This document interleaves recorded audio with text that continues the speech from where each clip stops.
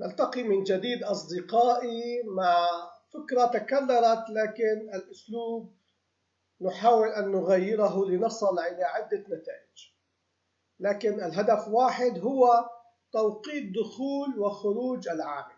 لنفترض أنه لدينا العامل تم دخوله في تاريخ 13/10/2020 الساعة 17:09، وخرج من المعمل أو من عمله أو من ورشته في التوقيت الذي يتوافق مع 14/10/2020 في الساعة 18:10، وطلب مننا عدد ساعات العمل. نلاحظ أنه عمل 25 ساعة عمل ودقيقة.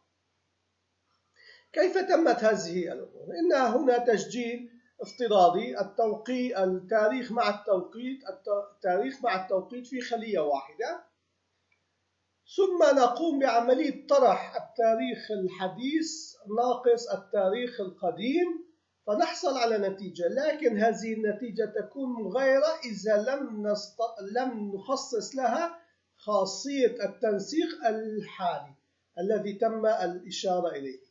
هذه الخاصية تعطي الرقم الصحيح لأنها تحسب فرق الأيام مع فرق الساعات. نلاحظ المثال العملي.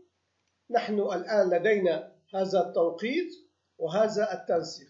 إذا تم إلغاء التنسيق ووضعه هذا التنسيق، نلاحظ هنا النتيجة أصبحت أن النتيجة هي ساعة، لأنه لم يعتبر توقيت التاريخ، اعتبر الساعة ناقص ساعة، فإذا حصل على ساعة. فإذا من الضروري تغيير التنسيق إلى أن نصل إلى هذا التنسيق الذي يعالج فكرة التاريخ القبل والتاريخ البعد ويعطينا النتيجة. إنها من البرمجيات المهمة تم تكرارها من قبلي بعدة أساليب، أردت أن أعود وأكررها لنستفيد جميعا. نلتقي غدا إن شاء الله في برمجية جديدة.